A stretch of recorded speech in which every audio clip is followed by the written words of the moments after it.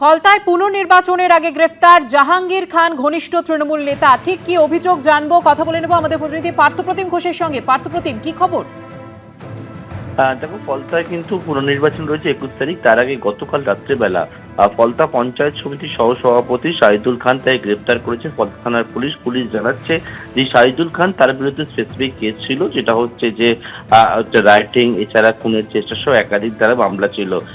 এবং এই শাহিদুল হচ্ছে ফলতা তৃণমূল প্রার্থী জাহাঙ্গীর খান তার অত্যন্ত ঘনিষ্ঠ বলে এলাকায় পরিচিত এবং তার সঙ্গে সর্বদা থাকতো। এবং সেক্ষেত্রে হচ্ছে পুলিশের কাছে যে স্পেসিফিক কিছু ধারায় মামলা হয়েছে, তার বিরুদ্ধে কেস হয়েছে এবং এই তৃণমূল নেতাকে গতকাল রাত্রেবেলা, যিনি হচ্ছেন ফলতা পঞ্চায়েত সমিতির সহসভাপতি, তাকে হচ্ছে গ্রেপ্তার করেছে ফলতা থানার পুলিশ। ধন্যবাদ পার্থপ্রতিম। 21-এর ভোট পরবর্তী হিংসা এমন পর্যায়ে পৌঁছেছিল, তখন মনে হয়েছিল দলীয় কর্মীদের বাঁচাতে বিধায়ক পদ ছেড়ে দিই। বিধানসভায় বললেন নওশাদ সিদ্দিকী। আমি 2021 সালে নির্বাচন হওয়ার পরে 6টা মাস এমন দিন পার করেছি, আমার মনে হচ্ছিল যে আমি ইস্তফা দিয়ে দিই, অন্তত আমার ছেলেগুলোর উপর অত্যাচার যদি বন্ধ হয়। আমরা চাই না বিরোধী দলনেতাকে 11 মাস হাউসের বাইরে রেখে হাউস চালু চলুক। আমরা চাই না কোনো বিধায়ক শারীরিকভাবে নিগৃহীত হয়ে হাসপাতালে বা ডাক্তারের কাছে যাক। এভাবেই বিধানসভায় বিরোধীদেরকেও জায়গা দিতে চাইছেন মুখ্যমন্ত্রী শুভেন্দু অধিকারী। মুখ্যমন্ত্রীর এই সিদ্ধান্তকে স্বাগত জানিয়েছেন বিরোধী দলের বিধায়ক নওশাদ সিদ্দিকী থেকে শুরু করে মুস্তাফিজুর রহমানরা। আমাদের সংখ্যা অনেক বেশি হলেও আপনাদের বেশি করে বলার সুযোগ যাতে অধ্যক্ষ দেন সরকার এবং সরকারি দলের, সেই ব্যবস্থা থাকবে। রাজ্যে নতুন সরকার আর বিধানসভায় নতুন নজির গড়তে চান নতুন মুখ্যমন্ত্রী। বিধানসভায় বিরোধীদের পর্যাপ্ত সম্মান ও গুরুত্ব দেওয়ার পাশাপাশি জনতার দরবার চালুর ঘোষণাও করলেন মুখ্যমন্ত্রী।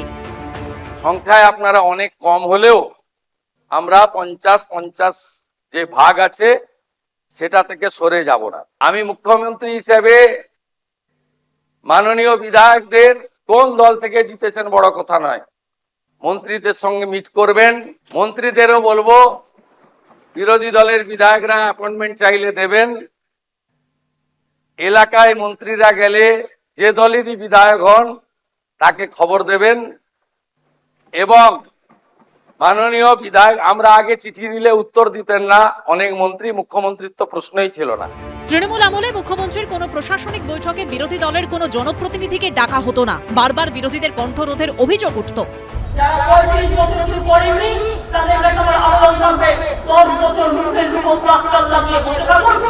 তৃণমূল জামানায় বিধানসভা থেকে বারবার সাসপেন্ড করা হয়েছে তৎকালীন বিরোধী দলনেতা শুভেন্দু অধিকারীকে। কিন্তু নতুন মুখ্যমন্ত্রী চান আর যেন তেমন কিছু না হয়। আমরা চাই না বিধানসভা তার বিরোধী দলনেতা তাকে 11 মাস হাউসের বাইরে রেখে হাউস চলুক। আমরা চাই না কোনো বিধায়ক শারীরিকভাবে নিগৃহীত হয়ে কোনো হসপিটালে বা ডাক্তারের কাছে যাক। এটা মারামারি করার জায়গা নয়। নির্বাচনের পরবর্তী ক্ষেত্রে সংখ্যার দিক দিয়ে বিজেপি ব্যাপক সংখ্যাগরিষ্ঠতা পেয়েছে, আমাদের রাজ্যে ম্যান্ডেট পেয়েছে, এটা অস্বীকার করার তো কোনো জায়গা নেই। মানুষ ভোট দিয়েছে, নির্বাচিত করেছে। কিন্তু বিধানসভা বা লোকসভা আমরা জানি সেটা হচ্ছে যে হাউস বিলংস টু অপোজিশন, বিধানসভা বা লোকসভা হচ্ছে বিরোধী। 1 জুন থেকে শুরু হতে চলেছে জনতার দরবার, অর্থাৎ সরাসরি রাজ্যবাসীর অভাব অভিযোগ শুনবেন খোদ মুখ্যমন্ত্রী। এর আগে বিজেপি শাসিত উত্তরপ্রদেশ, মধ্যপ্রদেশ, ত্রিপুরায় চালু হয় জনতার দরবার। ঝাড়খণ্ডে কংগ্রেস ও ঝাড়খণ্ড মুক্তি মোর্চার জোট সরকারেও জনতার দরবার চালু আছে। কৃষ্ণেন্দু অধিকারী, উজ্জ্বল মুখোপাধ্যায় ও আশাবুল হোসেনের রিপোর্ট, এবিপি আনন্দ। প্রমোটার, পুলিশ, ক্রিমিনাল মিলে চলত সিন্ডিকেট। সোনাপাপ্পুর প্রতারণার মামলায় আদালতে চাঞ্চল্যকর দাবি করেছে ইডি। শান্তনু সিনহা বিশ্বাসকে 14 দিন ইডি হেফাজতের নির্দেশ দিয়েছে আদালত। বিভিন্ন প্রকল্পের ক্ষেত্রে পিপিপি মডেলের কথা তো সকলেই জানেন, কিন্তু পিপিসি মডেলের কথা জানেন কি? শুক্রবার কলকাতা পুলিশের ডিসি শান্তনু সিনহা বিশ্বাসকে আদালতে পেশ করে এই অভিনব মডেলের কথা জানালো ইডি। তাদের দাবি, পিপিসি মানে হলো প্রমোটার, পুলিশ, ক্রিমিনাল। এই মডেলেই চলতো সিন্ডিকেট চক্র। দুর্নীতির নেক্সাস। সোনাপাপ্পুর প্রতারণার মামলায় ম্যারাথন জেরার পর বৃহস্পতিবার রাতে গ্রেফতার করা হয় কলকাতা পুলিশের ডিসি শান্তনু সিনহা বিশ্বাসকে, যিনি মমতা বন্দ্যোপাধ্যায়ের অত্যন্ত ঘনিষ্ঠ। শুক্রবার তাকে আদালতে পেশ করে এনফোর্সমেন্ট ডিরেক্টরেটের তরফে দাবি করা হয় নিজের প্রভাব খাটিয়ে জমি দখলে মদত জোগাতেন ডিসিপি শান্তনু। এই মামলায় ইডি আগেই গ্রেফতার করেছে জয়েস কামদার নামে এক ব্যবসায়ীকে। শুক্রবার আদালতে কেন্দ্রীয় এজেন্সির তরফে জানানো হয়, বেছে বেছে প্রবাসী প্রবীণ নাগরিকদের টার্গেট করত কামদার শান্তনুদের সিন্ডিকেট। প্রথমে জমি বিক্রেতাদের সব শর্ত মেনে চুক্তি করত কামদারের মতো ব্যবসায়ীরা, কিন্তু পরে চুক্তি অনুযায়ী টাকা দেওয়া হতো না। উল্টে বিক্রেতাদের বিরুদ্ধেই থানায় অভিযোগ ঠুকতেন প্রমোটার। তখনই আসরে নামতেন পুলিশ কর্তা শান্তনু সিনহা বিশ্বাস। তার নির্দেশে থানায় ডেকে এনে চাপ দেওয়া হতো বিক্রেতাদের। সেই সঙ্গে সমান তালে হুমকি ধমকানি দিত সোনাপাপ্পুর মতো দুষ্কৃতীরা। ইডি সূত্রে দাবি, এভাবেই প্রমোটার, পুলিশ ও ক্রিমিনাল মিলে তৈরি করা হয়েছিল সিন্ডিকেটের ত্রিফলা। এভাবেই এরা একের পর এক জমি দখল করত। ইডি সূত্রে আরও দাবি, এই চক্রে জড়িত ছিলেন কলকাতা পুরসভার কাউন্সিলরদের একাংশ। পুলিশ ও ক্রিমিনালদের নিয়ে রীতিমতো তোলাবাজির চক্র চালাতেন কাউন্সিলররা। এলাকায় প্রমোটাররা কোনো কাজ করতে গেলে তোলা দিতে হতো কাউন্সিলরকে। টাকা পাওয়ার পরেও তাদের অনুমোদিত সিন্ডিকেটের থেকে নির্মাণের সামগ্রী না কিনলে মোটা অঙ্কের জরিমানা দাবি করা হতো। আর এই পুরো চক্রে মদত দিত পুলিশ। কালীঘাট, রবীন্দ্র সরোবর, উল্টোডাঙ্গা ও ফুলবাগান। আদালতে এই 4টি থানার নামও উল্লেখ করেছে ইডি। যে এরিয়াতে এই প্রমোটিং এর কাজ চলতো সেখানকার থানাতে যেমন টাকা দেওয়া হতো মান্থলি বেসিসে, যাতে স্মুথলি সিন্ডিকেট কাজ করতে পারে। তারপরে যেটা চাঞ্চল্যকর দাবি, যে স্থানীয় সেই কাউন্সিলরের কাছেও ক্যাশ টাকা পাঠানো হতো, যাতে কোনোভাবে এই গোটা প্রক্রিয়ার মধ্যে কোনো যাতে জট না পাকাতে পারে।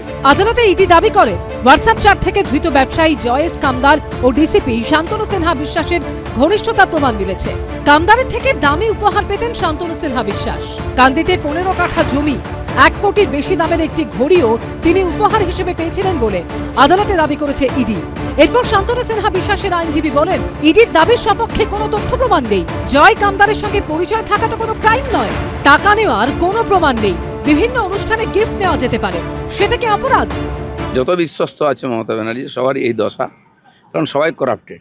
মমতা ব্যানার্জি নেতাদেরকে আর গুন্ডা চোর বানিয়েছেন, আর চোর ডাকাতদেরকে নেতা বানিয়েছেন 15 বছরে। তো তার পরিণাম হবেই আইন তার কাজ করছে। দুর্নীতির মামলায় সোমবারই ইডি গ্রেফতার করে প্রাক্তন দমকল মন্ত্রী সুজিত বসুকে। বৃহস্পতিবার ইডির হাতে গ্রেফতার হলেন মমতা বন্দ্যোপাধ্যায়ের ঘনিষ্ঠ পুলিশ কর্তা শান্তনু সিনহা বিশ্বাস। আর শুক্রবার দুর্নীতির মামলায় ইডির কাছে হাজিরা দিলেন তৃণমূল বিধায়ক ও প্রাক্তন খাদ্যমন্ত্রী রথীন ঘোষ। যে পুরো নিয়োগ দুর্নীতির মামলায় সুজিত বসুকে গ্রেফতার করা হয়েছে, সেই মামলাতেই 5 বার হাজিরা এড়ানোর পর অবশেষে হাজিরা দিলেন তিনি। সন্ধে ইডি দফতর থেকে বেরিয়ে যান তিনি। আমি কিছু বলবো না, আমার কাছে যা যা রিকুইজিট পেপার চেয়েছে আমি দিয়েছি, যা যা ওরা জানতে চেয়েছে সেটা জেনে।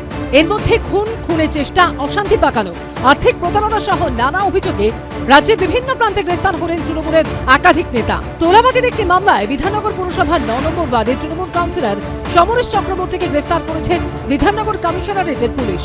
2024 ডিসেম্বরে প্রমোটারকে মারধরের অভিযোগে এই তৃণমূল কাউন্সিলরের নাম জড়ায়। সুকান্ত মুখোপাধ্যায় ও প্রকাশ সিনহার রিপোর্ট, এবিপি আনন্দ। এবিপি আনন্দ, এগিয়ে থাকে, এগিয়ে রাখে।